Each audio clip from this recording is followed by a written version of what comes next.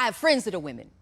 I even have women in my family. Shit, my mom's a woman. Some of them I have sex with, some of them I love. So how can I be a race? I mean, sexist. I mean, walking around with their asses out, fancy shoes, suggestive outfits. How can I not think they all aren't thugs? I mean, walking around with their asses out, fancy shoes, suggestive outfits. How can all of them be deserving of my respect and love? I mean, I respect and love my daughter. Shit, she's half black, so how can I be a race? I mean, shit, she's half of me. So how can I be a sexist? I just won't have her walking around like the women I take advantage of, the women I like to fuck, the ones who dress like they sell drugs. I mean, the thugs, I mean, what do you mean my racism is like sexism? I'm not even I mean sexist. I love my black queens, just not all of y'all are queens. And I get to choose which ones I love and which ones I abuse, even though I ain't shit. I mean, I love black people.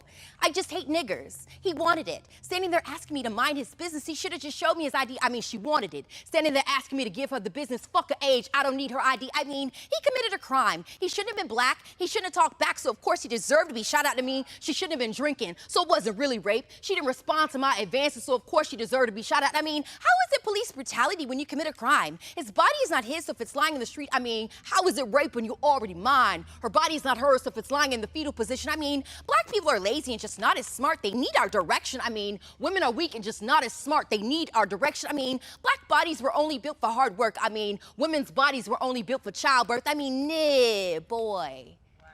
I mean, big female. I mean, I don't understand why I can't call you guys that when you call each other that. I mean, I don't understand why I can't call you that when it's a scientific fact. I mean, black people have nothing to offer, but I still love their culture and the ones that I can have sex with. I mean, gays have nothing to offer the black community, but I still love lesbians, the ones that I can have sex with. I mean, prison overseer. I mean, polygamist. I mean, there's only one race, the human race, so all lives matter. I mean, you were black first, so concentrate on that. I mean, stop blaming the white community for your mistakes. There's nothing holding you all back. Look at Oprah. I mean, stop blaming black men for your mistakes. There's nothing holding you all back. Look at Oprah. I mean, white women are just more attractive. I mean, light-skinned women are just more attractive. I mean, you're a reverse racist. Every single time something doesn't go your way, you all want to pull the race card. I mean, you must hate men. Every single time something doesn't go your way, you all want to pull the rape card. I mean, Daniel Holzall couldn't have raped all of those women. I mean, Bill Cosby couldn't have raped all of those women. I mean, being a black woman is like standing in the middle of an intersection where racism and sexism collide.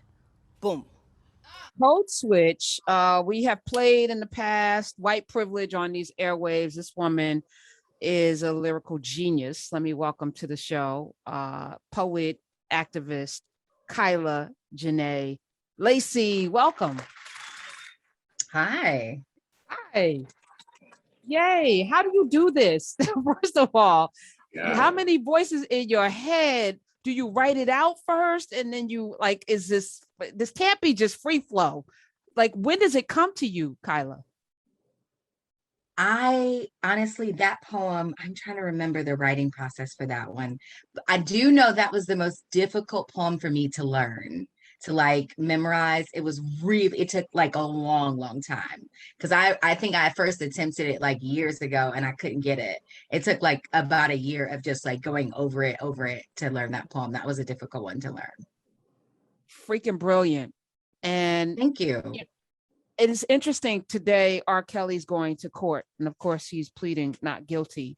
And I was going to have this conversation later on with Dr. Reverend Starsky Wilson, because I think R. Kelly, Bill Cosby, all of these cases speak volumes about our dysfunction as people, but especially as Black people, because we can't seem to figure out that there's a right and wrong here.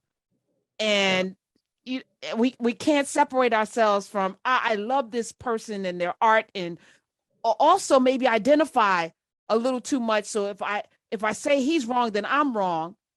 And this grappling is leading us to a place that I think, we ain't gonna get it together if we don't figure this out.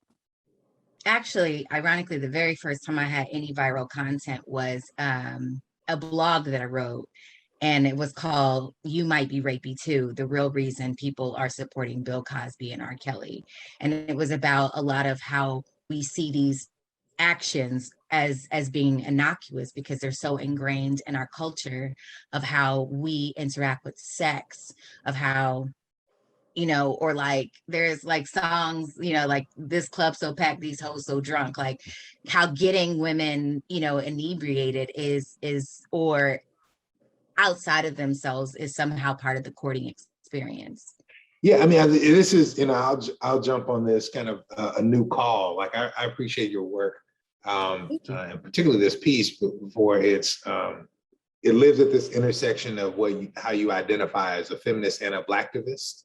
And I think, it speaks to even the nature of this performance, speaks to the intersectional lens that we got to bring to our existence, including, to your point, Karen, a new frame on what Black masculinity is, what are its marks, and whether it is marked by domination. I mean, the same thing you're kind of talking about here, Kyla. Like, what are the things that we tend to honor and regard? And that's, I mean, what you just framed in the situation with R. Kelly and with Bill Cosby is a crisis of imagination of what Black masculinity is to be, and how it intersects and interacts with other identities, including feminist identities, including, the men that I know who identify as feminists, right? With womanist theologies, and the pastors who understand their grounding and interpretation to be based upon their identity as Black women, not just as Black people, not just as women. So one of the reasons why I appreciate this particular piece. But what do we do with this, right? Again, R. Kelly standing trial today. There's still people who will cuss you out and get into fights. R. Kelly less than Bill Cosby. To this day, that people still will fight and say all those women were lying. They were setting him up because of NBC, because he wanted, I mean, to this day, what do we do with that? The baby apologized and he took his apology back. But people were rightfully saying no one had a problem with the problematic lyrics of all of the violence and misogyny that were peppering all of his songs. No one had a problem with that. Why do we have a problem with that? Why don't we have a problem with, the skeet, skeet, skeet and all of the songs? I mean, Mr. Kyla, didn't he go to jail for rape? All of that, right? We didn't have a problem. We will dance to it and sing the lyrics. Music decorates moments for us. And so, in that we attach this emotional feeling to music so much. And, nobody hears music, that they like absolutely hate and attach moments to that nearly as much as they hear music that they love and attach moments to that. So R. Kelly represents so much nostalgia for people that they have to, separate or let go by not listening to his music, that a lot of people just aren't ready to do. I mean, we see that with other musical acts, that have questionable or behaviors, and then we refuse to kind of let them go because, again, they're attached to something good to us. And Bill Cosby is no different than that. Like, Bill Cosby is attached to this Black excellence, this Black goal of what I want to be or aspire to, or the model Black family to have. And even though we also recognize that it's not real, right? Like, it's literally characters, but it's something that we've attached something good to. So how do we break through to be able to have community? Because I do think in many ways, even when we talk about Black Lives Matter, even when we talk about the work that's being done, in the midst of it, George Floyd allowed for everybody to get out there and do all the work, right? But as we move forward, there's work that needs to be done that at some point the car crash happens because we can't get out of our way to really have this conversation that will lead us to healing. We're dysfunctional right now. I don't know what to do, but I see it play out in so many different ways. Reverend Dr. Starsky Wilson, you want to ring in on that? Well, I was actually going to ask Kyla, like, how do we get people? I was struck by music decorates moments for us, right? And how many times have we been in a conversation about these inappropriate lyrics? It's like, man, I just like the beat. Like, there's because that's where the music is. And thinking about your work as a writer, how do we get people to push beyond the decoration of the literal music to the actual content? Like, I think in some cases, when you talk about the baby and others, me and my wife still tell my 16-year-old that, like, these dudes not really rapping. Like, she calls them mumble mouth rappers. I don't know what these cats are saying. So I wonder about how we get to actual content. How do we get people to focus on the value and the beauty of words, how they can be used so that we're attaching to something, or at least we're evaluating the thing based upon the face of what it is saying. So how do you do that? How do we do that? I think all music also, provides some sort of escapism, right? Like, I'm in the car selling drugs, you know what I'm saying? Like, hey, I'm a trap star today, and on the way to Target. But it provides some sort of like grander than life current situation, like, the best love you've ever had, making the most money you've ever made. Like, music provides this way to have access to lives that aren't ours. But also, it's very difficult for us to hold musicians accountable when honestly we don't hold people in our lives accountable the same way we want to hold these musicians accountable. We don't hold the perpetrators of violence in our own families accountable. So, if we're not doing those things, it's not going to permeate into the music that we really listen to. 866-801-8255. How'd you become a writer? Tell us your story. My first poem was copyrighted when I was 10. I just always loved words. I loved different languages. I studied different languages. I've always kind of been opinionated and had something to say. And the more I could learn on how to say it, I just absorbed all of that. So 10-year-old Kyla Lacey growing up where? So that's interesting because up until the age of 9, I lived in inner city Chicago.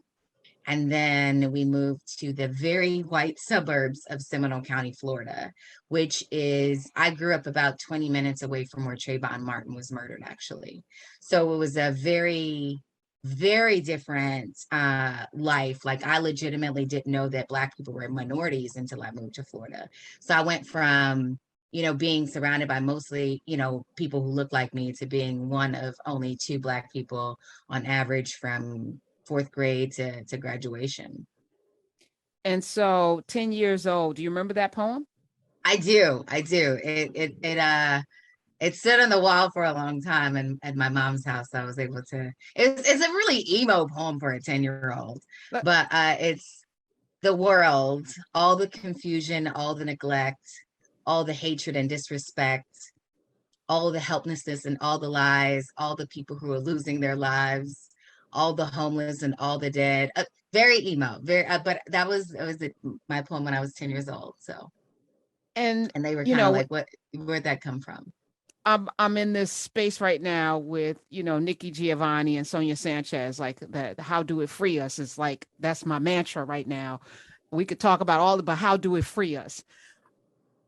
Poetry is so personal.